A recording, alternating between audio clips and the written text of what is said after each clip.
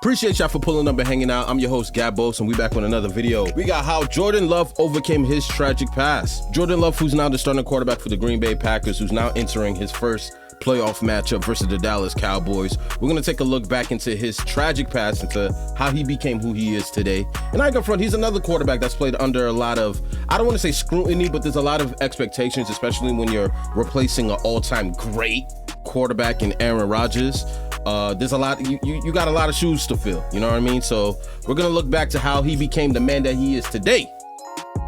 Jordan Love didn't become a varsity starting quarterback till halfway through his junior year. He was a two-star recruit that only received an offer from one FBS school. So how did Love go from overlooked to an NFL quarterback? We're about to find out, because this is what they aren't telling you about the rise of Jordan Love. Jordan Love grew up in Bakersfield, California. When he was born, his dad Orban wanted to name him Michael Jordan Love, but his mom wasn't thrilled about that name choice, so they decided to compromise and give him the first name Jordan. Orban was a police officer, but also a former high school quarterback. He would tell everyone, "My son is going to be a quarterback in the NFL one day." But then tragedy struck. One day, Orban's doctors changed his blood pressure medication, and soon after, he started exhibiting weird behavior, acting nothing like himself. A few days later, he took his own life.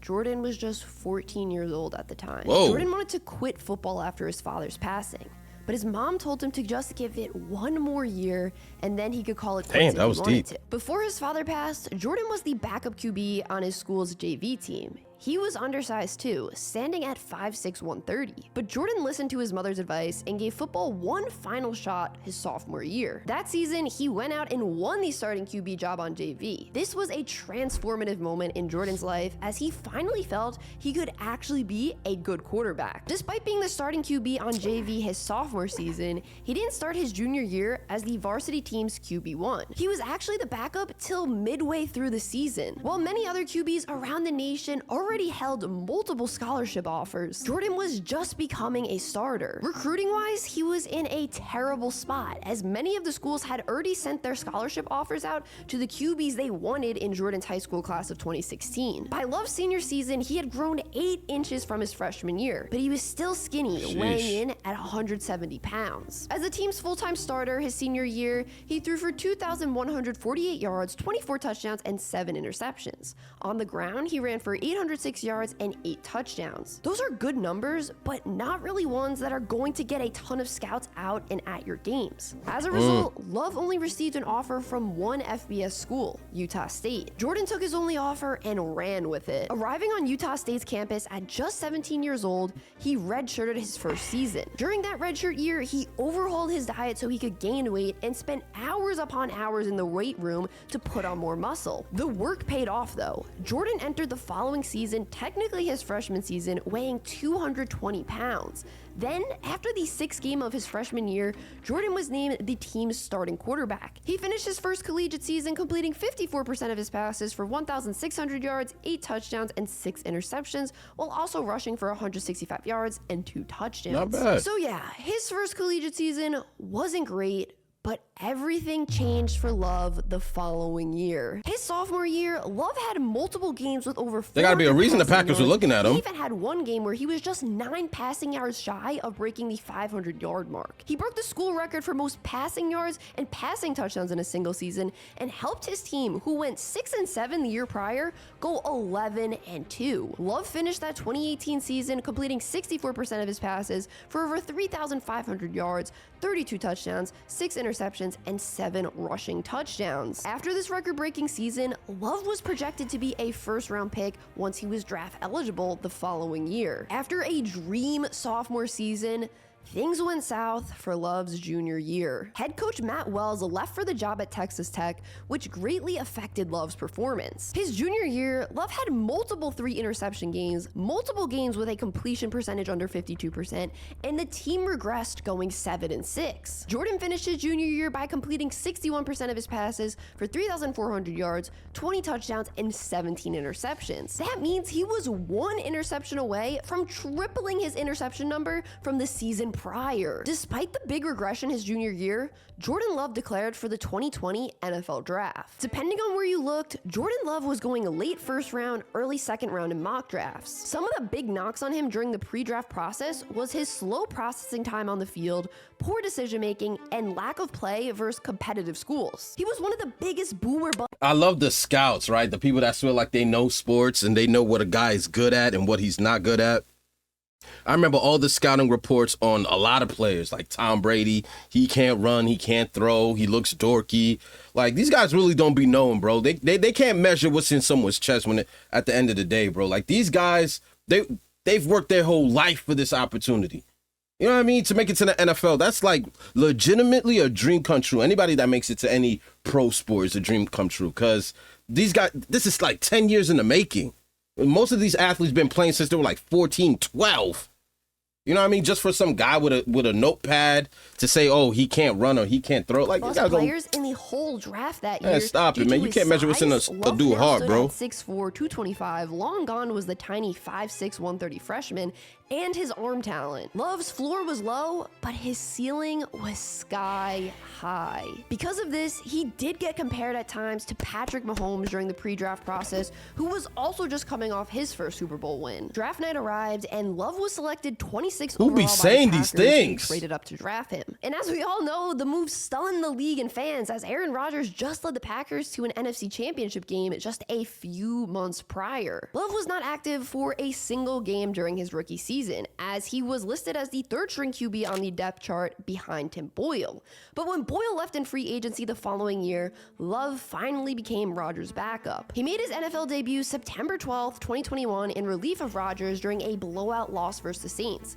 Love completed 6 of 8 passes, but also fumbled. When Aaron Rodgers tested positive for COVID and couldn't play in the team's Week 9 matchup versus the Chiefs, Jordan Love was finally going to make his first NFL start. This was his opportunity to prove all the people who said he was a bad draft pick wrong, but he didn't do that. He actually just gave the doubters more reasons to say why he was a bad pick. Love struggled mightily in his first NFL start, completing just 55% of his passes for 190 yards, 1 touchdown, and 1 interception, as the Packers lost the game 13-7. After this one game, many questioned if Love was even good enough to be Rodgers' successor once the time came. The next game Love got to see significant snaps in that season was in Week 18 versus the Lions. The Packers had already clinched their playoff spot, so they sat Rodgers for the second half of the game. In those 2 quarters, Love completed 58% of his passes for 134 yards, 1 touchdown, but also 2 interceptions. So by this point, Love still hadn't proven that he was worthy of a first-round pick. Heading into his 3rd season in the league, Love was still Rodgers' backup. But during a Week 12 Sunday Night Football matchup with the Eagles, Rodgers had to leave the game due to injury. So Love was thrust into this primetime matchup down 37-23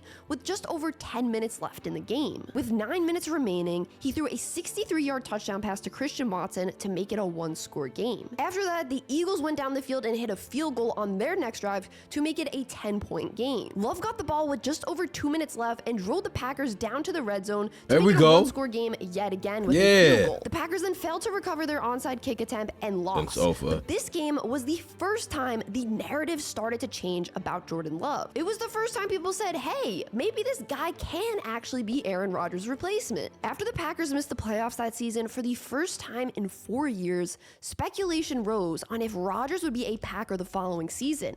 Aaron said he was contemplating retirement, but after opting to continue his career, he requested and received a trade to the Jets. The moment had finally come. It was time for Love to answer the call. The most important season of Jordan Love's whole football career was upon him. Would he show everyone he was the right choice, or just another draft bust? The pressure on Love was immense. He was about to take over as the starting QB for a franchise who only had 2 starting quarterbacks over the past 3 decades, both of whom will be Hall of Famers. That's crazy. When Love made the start for the Packers Week 1, he was only the 2 starting quarterbacks in 2 decades, and they're both Hall of Fame QBs. That is, my God, like, how could I forget Brett Favre, bro? But third different quarterback to start a Week 1 game for Green Bay. You got to keep the trend up, man. 1993. Things did get They got Hall of Fame expectations for you, my boy. He led the Packers to a Week 1 blowout win versus the Bears, throwing for 245 yards and 3 touchdowns in the process. Things weren't as great Week 2 when they lost by 1 versus the Falcons. Love still threw another 3 touchdowns in that game, though. The following week, Jordan led the Packers to a crazy comeback versus the Saints after they were down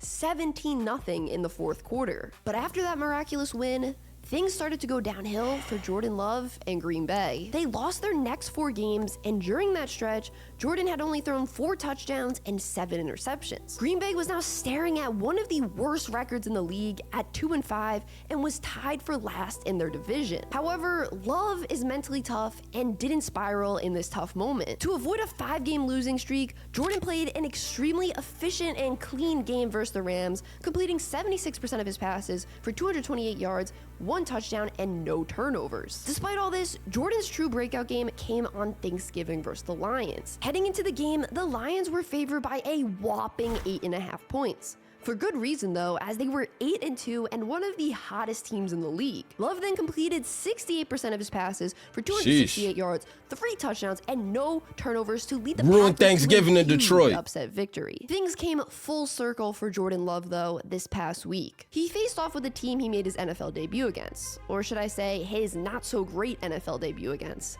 the Kansas City Chiefs. Except this time around, he flipped the script, completing 69% of his passes for 267 yards, 3 touchdowns, and no turnovers to lead his team to a victory that brought them back to 500 and, more importantly, moved them into the last playoff spot in the NFC. In just a few weeks, Love led this team from holding the 6th pick in the draft to holding the final spot in the playoffs. And more importantly, proved that his dad was right all along. Another player that was super underrated and is now taking the league by storm is Puka Nacua. If you want to check out his story, click this. Yeah, I'm gonna check out Puka Nacua. Yo, the fact that the Packers started off 2-5 and still made the playoffs is a testament to great coaching and this kid's potential, man. But this was how Jordan Love overcame his tragic past. Let me know in the comment section what you thought of the video. I'm gonna holler at you guys in the next video, man. Road to 20K. Oh,